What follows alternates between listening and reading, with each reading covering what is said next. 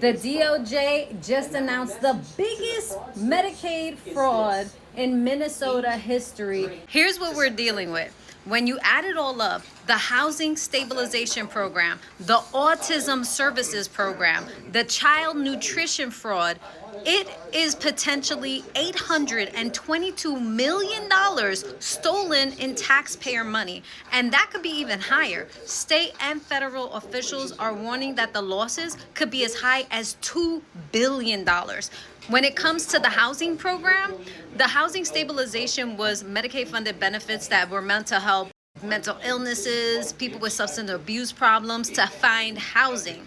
They budgeted $2.6 million a year. It actually costs $21 million, $42 million, $74 million, up to $104 million. Why? Because providers were billing for housing services that were never delivered. They billed the maximum amount of services and didn't do anything with it. Now, with regard to the autism program, RFK revealed that the organized crime operations were telling families just to bring your kids in and have them test for autism, and they were promised a few $1,000s in kickbacks. The parents got money back, the kids were enrolled, nobody got services, and they submitted over $6 million in fraudulent Medicaid claims. Meanwhile, the people who do qualify for those programs then get denied funding because of these fraudulent activities. But this is what happens when government looks the other way.